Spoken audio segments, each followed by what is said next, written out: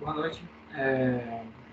Não apareceu aluno, então estou gravando a aula aqui para posteriormente quem entrar aqui na sala conseguir assistir a aula.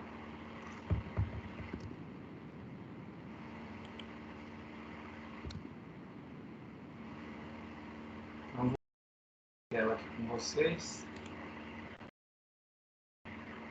Então, hoje é sobre dano ambiental e responsabilidade civil ambiental na saúde.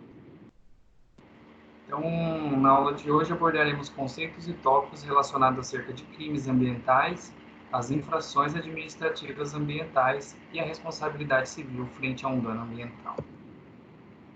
A doutrina jurídica brasileira inicialmente considera o meio ambiente como um fator externo ao homem, ou seja, o homem não, como se o homem não fizesse parte dele. Então, esse paradigma já foi rebatido por uma série de pesquisadores, e dessa forma podemos dizer que ele está ultrapassado.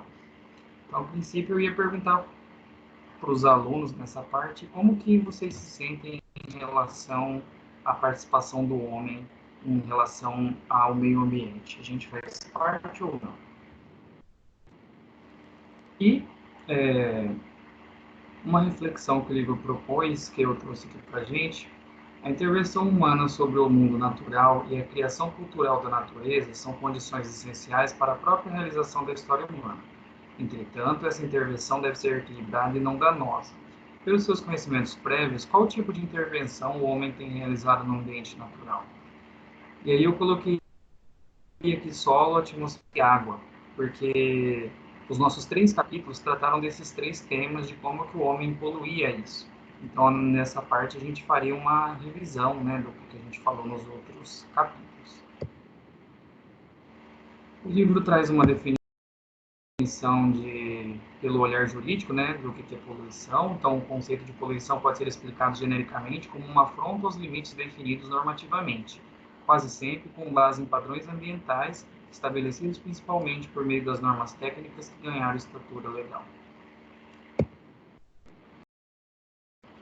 Essa, essa aqui já é uma definição pela Política Nacional do Meio Ambiente. Então, ela fala que a poluição é a degradação da qualidade ambiental resultante das atividades que, direta ou indiretamente, prejudiquem a saúde, a segurança e o bem-estar da população. Aqui eu trouxe os 5 tipos de danos que podem existir na questão ambiental. Então, se alguém fizer um dano ambiental que expõe as pessoas à falta de segurança, isso é um dano ambiental, como o rompimento de uma barragem ou um produto químico que de repente polua o solo. A gente tem dano a atividades produtivas, então a gente pode ter, por exemplo, uma plantação que receba um dano ambiental e atrapalha a produção.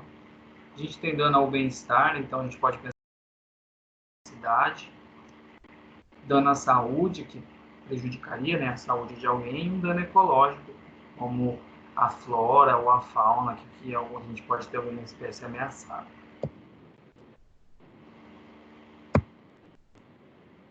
Então a gente tem essa questão de responsabilidade no direito, que é responsabilidade civil, e a gente tem 2 tipos de responsabilidade, a objetiva e a subjetiva. Então, responsabilidade no direito pode ser definida como a obrigação de se reparar um dano. A responsabilidade subjetiva, ela fala assim, ó, aquele que por ato ilícito causar dano a outrem fica obrigado a repará-lo. A responsabilidade objetiva, haverá a obrigação de reparar o dano independente de culpa, nos casos especificados em lei ou quando a atividade normalmente desenvolvida pelo autor do dano implicar por sua natureza risco para os direitos de outro. Então, na responsabilidade subjetiva, meio que se espera que a gente prove, tenha provas de quem que realizou o ato. E na objetiva, não. A pessoa tem a obrigação de reparar o dano, mesmo que seja sem querer, ou que algum funcionário da pessoa tenha feito, ou por algum desastre natural, não interessa. Quando a gente está falando do meio ambiente, por exemplo, a responsabilidade que a gente está falando, nesse caso, é a responsabilidade objetiva. Então, responsabilidade civil por dano ambiental ela tem a natureza objetiva conforme prevista na Lei de Política Nacional do Meio Ambiente e na Constituição Federal. Então, o poluidor ele tem a obrigação de indenizar ou reparar os danos, independente de dolo ou culpa, na maior medida do possível. Se o dano for irreparável, o poluidor será obrigado a pagar a indenização revertida ao meio ambiente. Então, independente de culpa ou não, quem é o poluidor ele tem essa obrigação de indenizar ou reparar os danos. E ele pode ser pessoa física ou jurídica e ele pode ser de direito público ou de direito privado. Ninguém escapa aí da punição. E isso é baseado na teoria do risco integral. Então, basta que haja os pressupostos do dano e do nexo causal, dispensando-se os demais elementos, como a culpa exclusiva da vítima, fato de terceiro, caso fortuito ou força maior. Então, ela tem menos exigências, né, para comprovar uma responsabilidade civil por dano ambiental. Então, a atividade geradora do dano é lícita, mas causou dano a outro. E dessa forma, aquele que exerce tal atividade tem o dever de ressarcir o dano, bastando, como já foi dito, a prova do nexo causal do dano. Então, se a gente vê ali só ver o que aconteceu, já é o suficiente para a gente poder acusar alguém. Não precisa necessariamente provar a relação da pessoa com o ato. Se está na propriedade da pessoa, se está sob uma responsabilidade de uma determinada pessoa, seja ela jurídica ou física, ela vai ser responsabilizada pelos danos ambientais. Outra coisa interessante é o princípio garantidor, que quem explora as atividades econômicas se põe na posição de garantidor, devendo assumir os riscos para a saúde e o meio ambiente. Então, quando você está fazendo essa exploração de recursos naturais, automaticamente você vira um garantidor. Então, você que vai ser o responsável por possíveis danos. E aí isso entra nos princípios que a gente viu na outra aula, prevenção e precaução e princípio do poluidor pagador. Então, o garantidor ele vai ter que ter a prevenção e precaução do dano e caso ele polua, ele tem que pagar.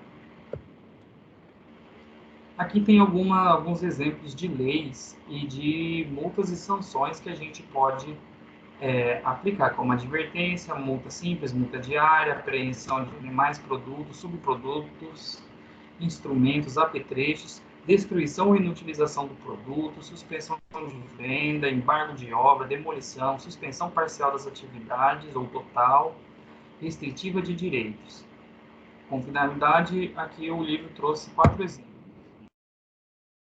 Ele trouxe advertência, que a gente pode advertir o infrator, a gente pode multá-lo diariamente, a gente pode fazer apreensão das coisas que ele tiver, ou inclusive a suspensão parcial ou total das atividades. Ele perde o direito de explorar o ambiente.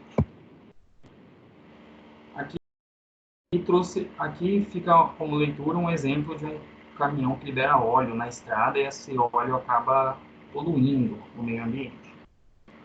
Fica de leitura para vocês lerem depois. Então aqui a gente tem os 5 principais crimes ambientais. E aí vai ficar como pesquisa para vocês explicar cada um dos 5 tipos de crime. Aqui no material fica aqui para vocês lerem.